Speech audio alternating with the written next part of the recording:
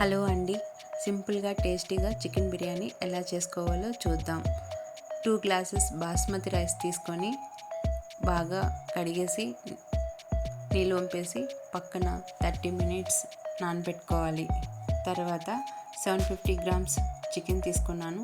3 table spoon కారపొడి, 1/2 table spoon పసుపు, 1 table spoon కల్లుప్పు, 1 టేబుల్ స్పూన్ ధనియాల పొడి, 1 టేబుల్ స్పూన్ గరం మసాలా వేసి బాగా కలుపుకోవాలి. ఈ విధంగా మ్యాగ్నేట్ చేసి పక్కన పెట్టేసుకోవాలి. తర్వాత బిర్యానీ మసాలాలు తీసుకున్నాను. అలాగే ఆనియన్స్, సన్నగా తరిగిన ఆనియన్స్ ఈ విధంగా కట్ చేసి పెట్టుకోవాలి. టమాటోస్, అల్లం వెల్లుల్లి, పుదీనా, కొత్తిమీర, మ్యాగ్నేట్ చేసి పెట్టిన చికెన్,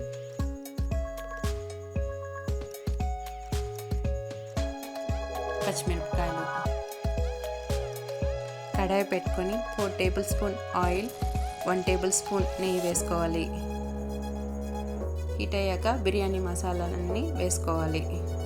చెక్క, లవంగాలు, బిర్యానీ ఆకు, జీడిపప్పు అన్నీ వేసుకొని ఫ్రై చేసుకోవాలి.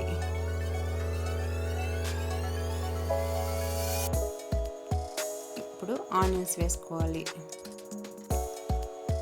బ్రౌన్ కలర్ వచ్చేంత వరకు ఫ్రై చేసుకోవాలి.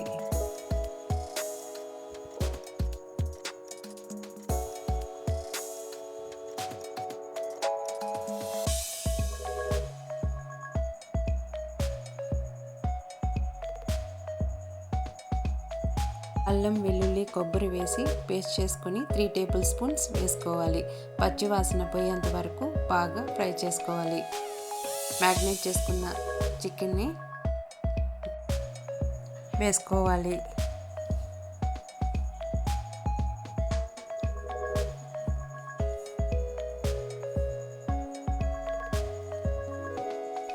వేసి బాగా కలుపుకోవాలి.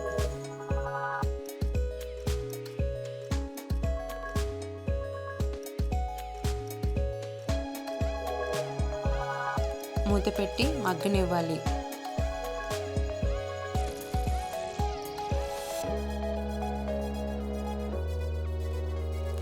ఇప్పుడు టమాటోస్ వేసుకొని బాగా కలపాలి. కొంచెం ఫ్రై అయ్యేంత వరకు మూత పెట్టి మగ్గనివ్వాలి. తర్వాత 1 కప్పు పుదీనా, 1 కప్పు కొత్తిమీర వేసుకొని బాగా కలపాలి.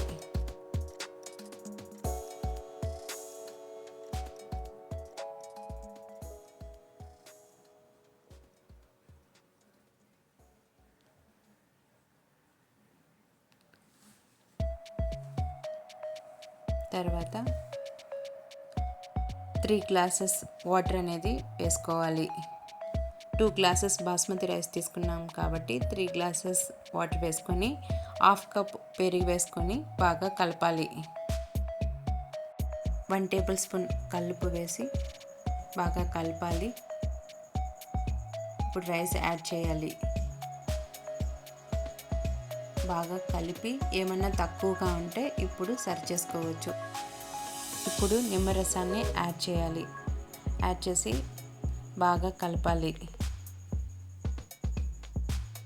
మూత పెట్టి మగ్గనివ్వాలి. ఈ విధంగా దమ్ పెట్టుకోవాలి. ఈ విధంగా దమ్ పెట్టడం వల్ల అడుగంటదు. ఈ విధంగా పొడి పొడిలాడుతూ చక్కగా వస్తుంది. 20 మినిట్స్ హై ఫ్లేమ్లో పెట్టుకోవాలి. 15 మినిట్స్ సిమ్లో పెట్టుకొని ఈ విధంగా చేసుకోవాలి. ఇలా చేయడం వల్ల బిర్యానీ అనేది అడుగంటదు. ఈ విధంగా పొడి పొడిలాడుతూ వస్తుంది. చాలా టేస్టీగా, సింపుల్గా, రుచిగా ఉండే బిర్యానీ అనేది రెడీ అయిపోయింది.